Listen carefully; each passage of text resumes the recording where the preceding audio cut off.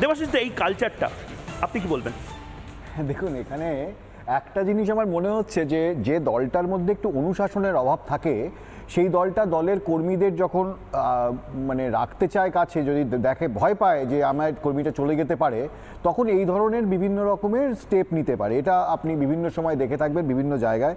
আমরা যখন ভোটের সময় আজকাল খুব একটা নতুন একটা জিনিস কথা বলি, রিসোর্ট পলিটিক্স, মানে অনেক লোক ভোট জেতার পর কোথায় রিসোর্টে চলে যায়, তারপর কী সব যেন একটা হয়। তো এই যে জিনিসগুলো, এগুলো এখান থেকেই আসছে, একটা ভয় কোথাও কাজ করছে। হয়তো শুভেন্দুবাবু যেটা বলছেন যে ভয় কাঁপছে বা কিছু, এটা হয়তো কোনো জায়গা থেকে ঠিক। তার কারণ আপনি দেখুন, আজকের পলিটিক্সটা কিন্তু একটু অন্যরকম হয়ে গেছে। আজকে যারা পলিটিক্যাল দল, মানে রাজনৈতিক দলগুলো অনেকটা কর্পোরেট লেভেলের মতো একটা ভঙ্গিমা নিচ্ছে, বা সেই কায়দায় কাজ করার চেষ্টা করছে। আমরা দেখেছি বিভিন্ন কর্পোরেট লেভেলে যখন রাইভাল দুটো কোম্পানি কাজ করে, তখন সবসময় একটা কোম্পানি আর একটা কোম্পানি থেকে তার বেস্ট ম্যান পাওয়ার বা তার ম্যানেজারকে তুলে নিতে চায়, এবং যখন তুলে নেয়, তাই তুলে নেওয়ার পিছনে অনেকগুলো কারণ থাকে। কারণ যাকে সে তুলে নিল, তার কাছ থেকে সে অনেক কিছু জানতে পারবে, অনেক ইনফরমেশন তার কাছে আছে, যে ইনফরমেশনগুলো পেলে অন্য কোম্পানিকে তাকে মাত দেওয়ার সুবিধা হবে।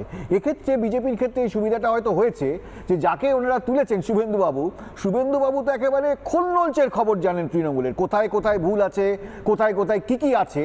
অতএব এই জায়গাটাতে উনি তো ধরে ধরে বলে দিচ্ছেন, জায়গায় জায়গায় হাত দিয়ে ফেলছেন, কারণ সেই জিনিসগুলোর মধ্যে দিয়ে তো উনি এসেছেন। অতএব এই যে জায়গাটা, মানে তৃণমূলের তো সমস্ত কিছু খুলে যাচ্ছে, ওপেন হয়ে যাচ্ছে। মানে আজকে ধরুন রেশন দুর্নীতি হোক বা বিভিন্ন জায়গা, উনি তো শুভেন্দুবাবু অনেক আগে বলে দিচ্ছেন।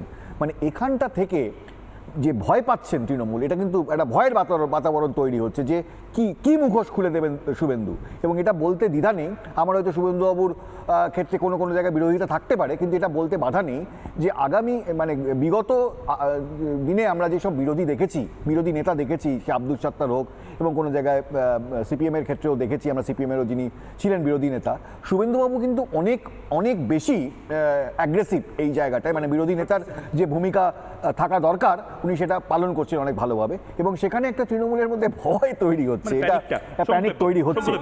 ছোট করে 30 সেকেন্ড। শিশির বাবুর একজন রিলেটিভ, তাকে তৃণমূল কংগ্রেস পূর্ব মেদিনীপুরে কাঁথিতে মন্ত্রী করেছে। এখন দুজনের বাড়িতে অনুষ্ঠান হচ্ছে, কি হবে আমি জানতে চাই। বহু দাদা এবং ভাই দুটো দল করেন, তার মধ্যে অনেকে তৃণমূল কংগ্রেসের নেতা আছেন। তাদের সৌগতবাবুর ক্ষেত্রে কি হবে?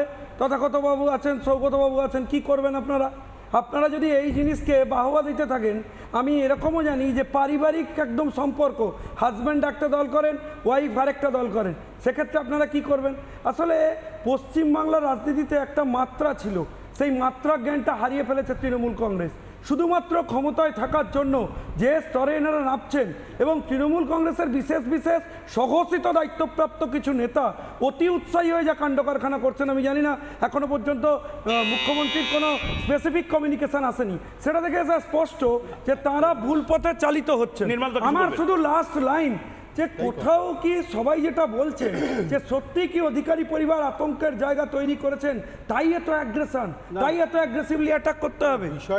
বিষয়টা হচ্ছে যে তৃণমূল কংগ্রেস একটা, যেটা মানে একেবারেই কাম্য নয়, একটা প্রতিশোধের রাজনীতি করছে। এই প্রতিশোধটা একটা পার্সোনাল লেভেলে নিয়ে যাচ্ছে, এবং এই প্রতিশোধটা কে তৈরি করছে? তার নাম মমতা বন্দ্যোপাধ্যায়। তিনি আইডেন্টিফাই করে দিচ্ছেন এ ভালো, এ খারাপ। সুতরাং মমতা বন্দ্যোপাধ্যায় যা বলবেন তার অঙ্গুলি হেলনেই সব কিছু হচ্ছে। আপনি যাই করুন না কেন, মমতা বন্দ্যোপাধ্যায় জানেন না, কিংবা মমতা বন্দ্যোপাধ্যায় এটা শোনেননি, কিংবা তার কাছে খবরটা পৌঁছয়নি, এটা কোনো প্রশ্নই হতে পারে। এবং সুতরাং যেহেতু গোটা দলটার একদম মাথায় বসে রয়েছেন মমতা বন্দ্যোপাধ্যায়, তিনি ভালোবাসার রাজনীতি, তিনি প্রতিশোধের রাজনীতি, এবং এইটা যেটা দেখা যাচ্ছে পার্টিকুলারলি এই ক্ষেত্রে, সুবল মান্নার ক্ষেত্রে, আমার মনে হয় এটা একটা মেসেজ সবার কাছে পৌঁছে দেওয়া, মানে যোগাযোগ রেখো না, দুর্গোয় পা দিও না। খুব ইন্টারেস্টিং। আমি যেটা পছন্দ করি। আচ্ছা, দেবাশিস দা হাত তুলছেন। আমি বললাম, ওই নির্মলদাকে সাপোর্ট করে বলছি যে শুভেন্দু অধিকারীর ক্ষেত্রে মমতা ব্যানার্জির ভয়টা খুব স্বাভাবিক, কারণ উনি শুভেন্দু অধিকারীকে খুব কাছ থেকে চেনেন, এবং উনি দেখেছেন যে এই যে পুরো নন্দীগ্রাম বা সিঙ্গুর আন্দোলনের সময় কিভাবে শুভেন্দু তার বিভিন্ন রকম পুলিশ ঢুকিয়ে কি করতে পেরেছিল, এবং এখনো উনি লাস্ট ইলেকশন, সেই ইলেকশনে কিন্তু উনি বিভিন্ন রকম ভাবে, যে কোনোভাবে হোক, আমি বিতর্কে যাচ্ছি না, আলটিমেটলি কিন্তু ইলেকশনটা হেরেছিলেন শুভেন্দু অধিকারীর কাছে।